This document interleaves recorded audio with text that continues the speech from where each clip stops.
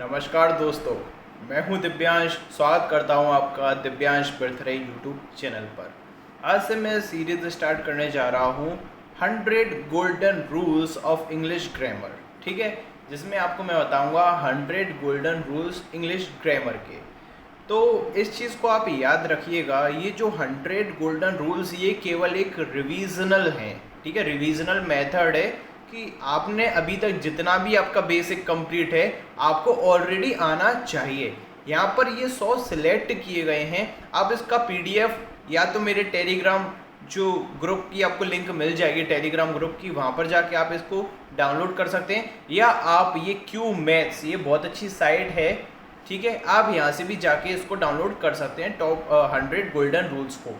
तो इन्होंने जो इसका कंपाइलेशन किया है ये उन्हीं लोगों के लिए है जो केवल रिवाइज करना चाहते हैं, सीखने के पर्पज से ये नहीं है। ठीक है, ना ही आपको इसमें इतने ज़्यादा एग्जाम्पल मिलेंगे। तो उसी चीज़ को रखते हुए मैं थोड़ा थोड़ा इनको एक्सप्लेन करता हुआ चलूँगा। इतना ज़्यादा डिटेल में तो नहीं बता पाऊँगा, क्योंकि इनकी जो डिटेल है आपको समझना पड़ेगा कि जो आपका इंग्लिश का जो सिलेबस है वो 4 से 5 मंथ का तो होता ही होता है। उसमें हम पूरे डीप के साथ पढ़ते हैं, तो पूरी इंग्लिश को 100 गोल्डन रूल के अंदर कवर करना बहुत ही ज़्यादा मुश्किल है। बस ये है कि इम्पॉर्टेंट है, केवल ये रिविजनल है। ठीक है, याद कर रखना इस चीज़ को।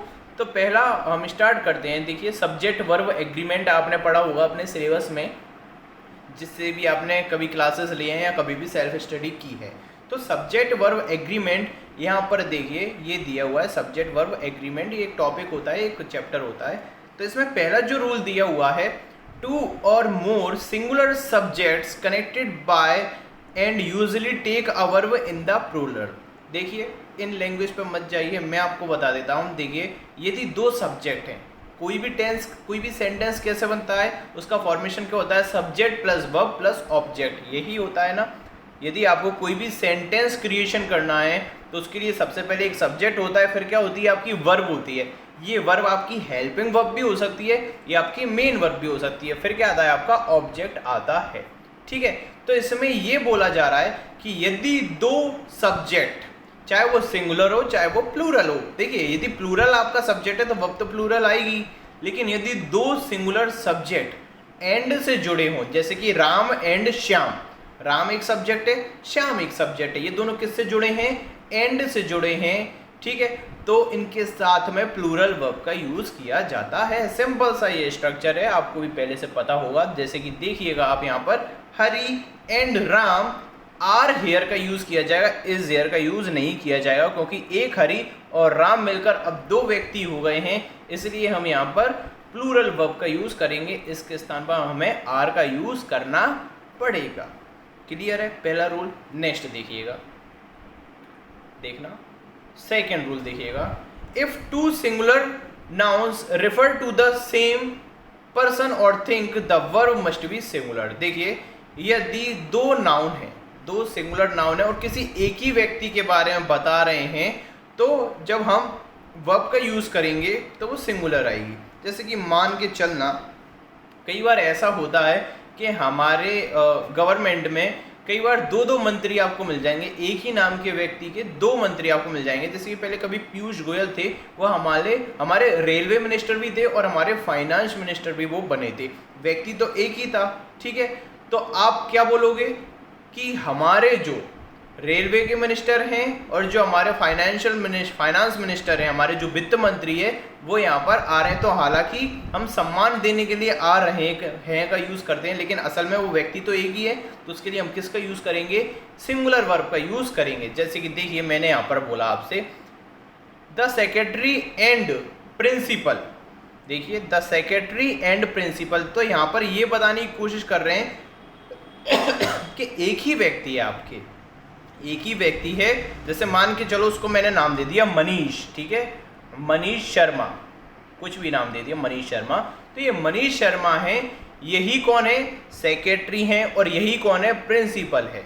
ठीक है, तो हम इसके साथ में व्यक्ति एक ही, तो आप केवल इज का यूज करेंगे। ठीक है, the secretary and principal is coming का यूज किया जाएगा। अच्छा, यदि आपको बताना है कि सेक्रेटरी और प्रिंसिपल दोनों अलग अलग हैं, सेक्रेटरी अलग है प्रिंसिपल अलग है, तो आपको प्रिंसिपल के पहले भी द का यूज करना पड़ेगा, तो आप दो डिफरेंट पर्सनैलिटी की बात करेंगे। दोबारा से याद रखना, यदि आप जैसे यदि आपने द सेक्रेटरी एंड प्रिंसिपल यदि आपने लिखा तो आप समझ जाइए कि एक ही आप व्यक्ति की बात कर रहे हो, ठीक है। लेकिन यदि आपने द सेक्रेटरी भी लिखा एंड द प्रिंसिपल भी लिखा तो यहाँ पर दो व्यक्ति हो गए, ठीक है। तो यहाँ पर देखो इन्होंने सिंगुलर वाली बात कही है, तो the secretary and principal is coming, ये सही है।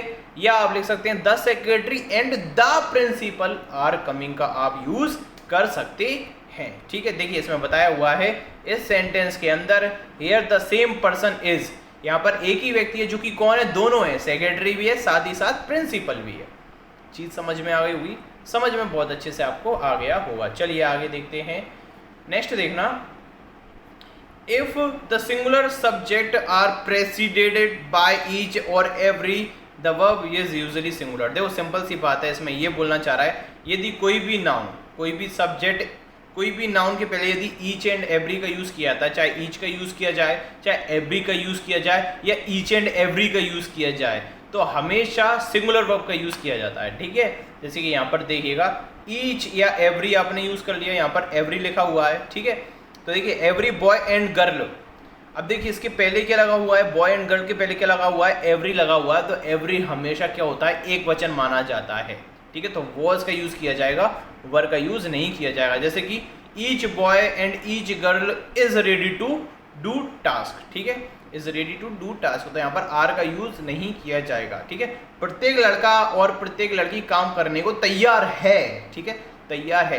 तो जब भी आप याद रखना, चाहे ईच एंड एवरी आ जाए, या ईच अकेला आए, या एवरी अकेला आए, या every boy and every girl आए, या एवरी बॉय एंड गर्ल आए, तो हमेशा सिंगुलर वर्ब का यूज किया जाएगा। ये इस क्वेश्चन में कह रहा है, काफ़ी टेक्निकल लिखा है और मुझे टेक्निकल पढ़ने की आदत नहीं है, मैं अपनी लैंग्वेज में बड़े ही आसान शब्दों में आपको बता देना चाहता हूँ, ठीक है। यदि आपको सिलेबस करना है, यदि आप 2020 एग्जाम के लिए तैयारी कर रहे हैं, ये जो गोल्डन रूल है वो मैंने अभी 2019 के लिए बताए हैं, यदि आपको 2020 की आप लोग तैयारी कर रहे हैं तो आप मेरा पेड कोर्स आप ज्वाइन कर सकते हैं। इंग्लिश का भी चल रहा है और जीके का भी चल रहा है, साथ में रीजनिंग का भी हमने स्टार्ट किया है, ठीक है। लिंक आपको डिस्क्रिप्शन में मिल जाएगा। नेक्स्ट देखिएगा, two or more singular subjects connected by or, nor, either or, neither nor take a verb in the singular. देखिए इसमें सिंपल सी बात मैं आपको समझाने दिखाता हूँ। देखिए अब इसमें तो समझ में आना नहीं है, पता नहीं कितनी खतरनाक सी भाषा मुझे तो लगी, आपको शायद ना लगे। इसमें ये बोल रहा है, देखिए यदि नाइदर नॉर से कोई सब्जेक्ट जुड़ा है तो वर्ब कैसे आएगी, एक जैसे कि देखें नाइदर के साथ, देखिए नाइदर के साथ किसका पेयर होता है, नॉर का। यदि आपको वर्ब लगानी है तो नॉर के बाद में जो सब्जेक्ट आ रहा है उसके अकॉर्डिंग वर्ब लगेगी। नाइदर नॉर से यदि कोई दो सब्जेक्ट जुड़े हैं, या आइदर और से यदि कोई दो सब्जेक्ट जुड़े हैं, तो और के बाद में जो सब्जेक्ट आता है या नॉर के बाद में जो सब्जेक्ट आता है उसके अकॉर्डिंग पूरे सेंटेंस की वर्ब चलती है। तो यहाँ पर देखना नाइदर ही नॉर आई, तो नॉर के बाद क्या है, आई सब्जेक्ट जुड़ा हुआ है, तो आई के अकॉर्डिंग वर्ब आएगी, तो वॉज देयर का यूज किया जाएगा। ना तो वह और ना मैं वहां पर उपस्थित था। जैसे कि देखना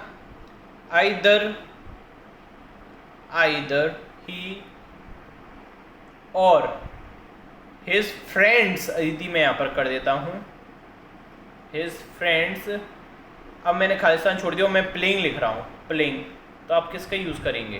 देखिए यहाँ पर लिख नहीं पा रहा पूरी तरह से, देखो मैं बोल के दिखा देता हूँ आपको, आइदर ही और हिज फ्रेंड्स खालिस्तान प्लेइंग। अब इसमें किसका यूज़ किया जाएगा, इसका यूज़ किया जाएगा या आर का यूज़ किया जाएगा, आप मुझे कमेंट बॉक्स में बताएंगे। इसका आंसर आपको किसमें बताना है, मुझे कमेंट बॉक्स के अंदर आपको मुझे इसका आंसर बताना है, ठीक है।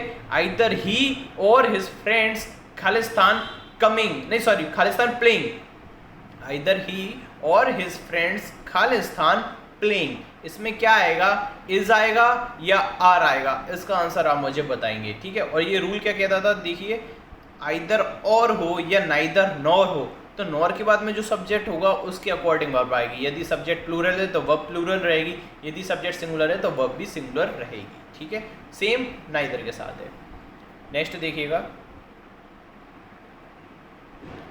देखना वही चीज़ इसमें बोली गई है, सेम है जो मैंने आपको बता दिया है, सेम है। देखिए जो मैंने आपको बता दिया है, देखना देखना, neither the assistant masters nor the head master was present, सही दिया हुआ है इसमें, पता नहीं क्यों गलतियाँ कर दिया इसने, ये गलत दिया हुआ है, ये सही दिया हुआ है। देखिए नाइदर द असिस्टेंट मास्टर्स, ये प्लूरल है, इसके बाद में क्या आ रहा है, हेड मास्टर सिंगुलर है, तो वॉज प्रेजेंट सही दिया हुआ है इन्होंने, लेकिन इसको पता नहीं कैसे करेक्ट कर दिया। Neither the head master nor the assistant masters were present का यूज़ किया, तो देखो इसको भी आप सही है, ये इन्होंने इनकरेक्ट किया है, जबकि ये भी करेक्ट है। ठीक है, देखिए नॉर के बाद में क्या है आपका, एक वचन है, तो वॉज का यूज़ बिल्कुल सही किया गया है। ठीक है, यहाँ पर देखना आप, neither the head master, nor के बाद में क्या है, ये प्लूरल है, असिस्टेंट मास्टर्स क्या है, बहुवचन है, तो यहाँ पर वर का यूज़ किया गया है, ये भी सही है। पता नहीं कैसे इन्होंने क्या कर दिया।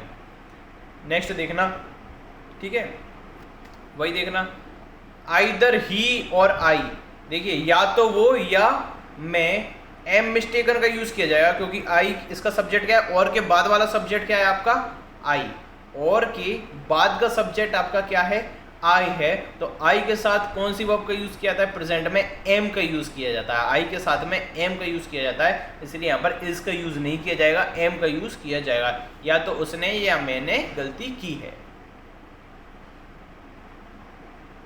नेक्स्ट देखना, ये a collective noun takes a singular verb when the collection is thought of as a whole, a plural verb when the individuals of which it is composed are thought of. ये जो rule लिखा हुआ है, मैंने आपको जो noun के videos मैंने प्रोवाइड किए हैं आपको यूट्यूब पर, ठीक है, आपको प्ले लिस्ट में मिल जाएंगे, उसमें मैंने ये बहुत ही ज़्यादा अच्छे से समझाया हुआ है, क्योंकि ये बहुत ही ज़्यादा इम्पॉर्टेंट है। देखिए कुछ आपके वर्ब्स होते हैं, काउंसिल हो गया, कमिटी हो गया, ज्यूरी हो गया, ठीक है, क्राउड हो गया, जब ये सहमति के साथ होते हैं, एग्रीमेंट में होते हैं, तो इनको क्या किया जाता है, एक वचन माना जाता है। लेकिन जब ये कैसे हो जाते हैं, लड़ाई हो जाती है, इनमें लड़ाई झगड़े हो जाते हैं, तब इनको हम क्या कर देते हैं, प्लूरल बना देते हैं। जैसे कि the committee were divided on the question of house tax, ठीक है, and the committee has decided this, तो यहाँ पर उसने निर्णय ले लिया है कमिटी ने, तो वो एक वचन हो गया, सिंगुलर माना। जैसे कि यहाँ पर देखना,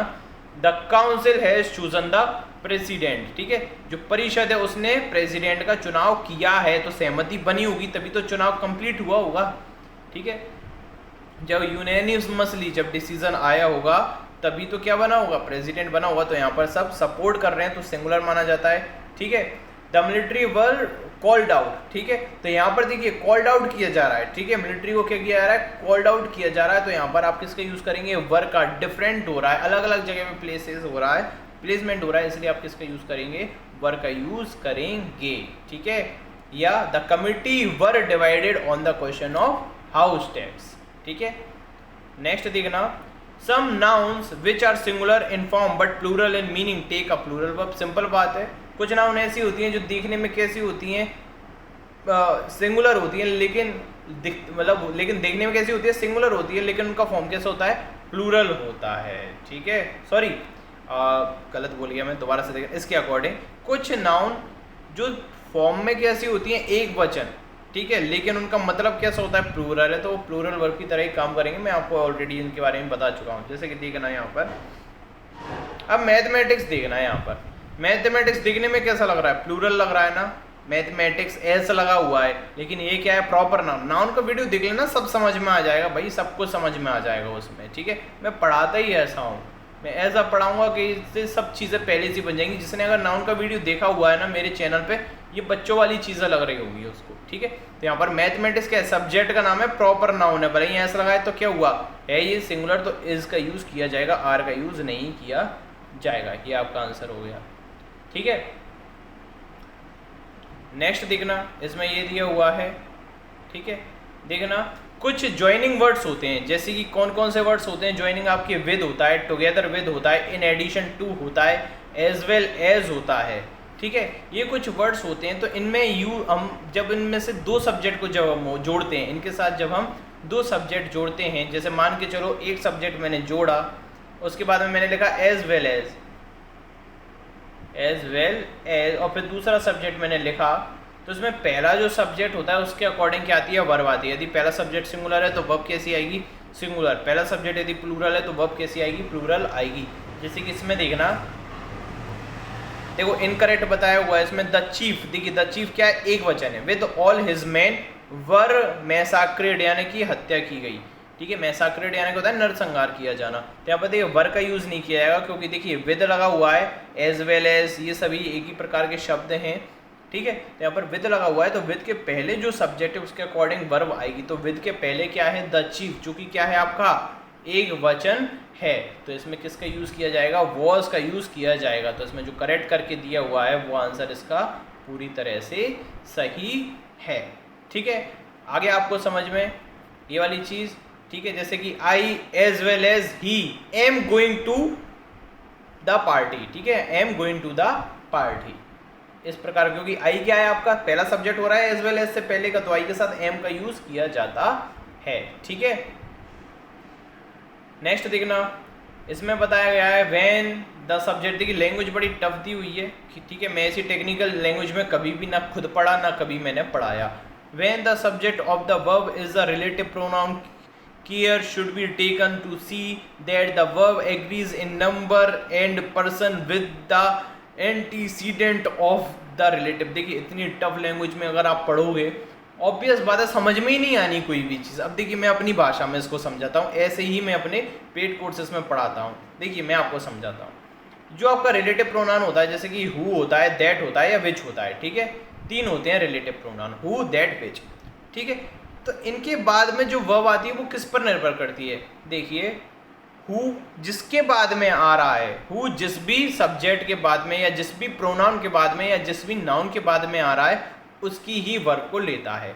जैसे कि यहां पर देखना, मैंने लिखा ही, हु, अब यहां पर मुझे वर्ब लगानी है तो क्या लगाऊंगा, इज लगाऊंगा, आर लगाऊंगा या एम लगाऊंगा।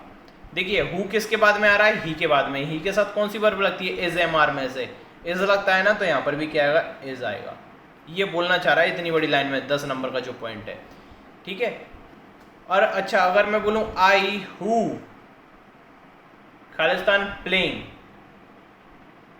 खालिस्तान प्लेइंग, अब इसमें क्या आएगा, देखिए इज आएगा, एम आएगा, आर आएगा।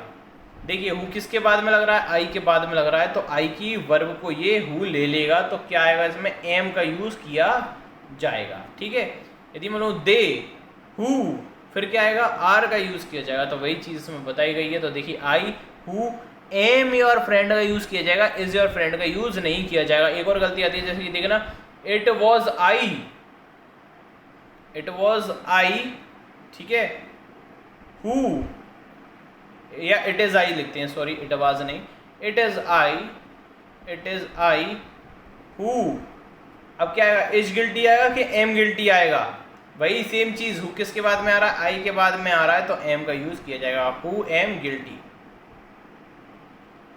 आई होप आपको समझ में आया होगा। यदि आपको वीडियो अच्छा लगा तो वीडियो को लाइक करें और मुझे बताएं कमेंट करके, क्या मैं इसको आगे कंटिन्यू करूं या फिर आपको स्ट्रेटजी का वीडियो मैं लाकर दूं।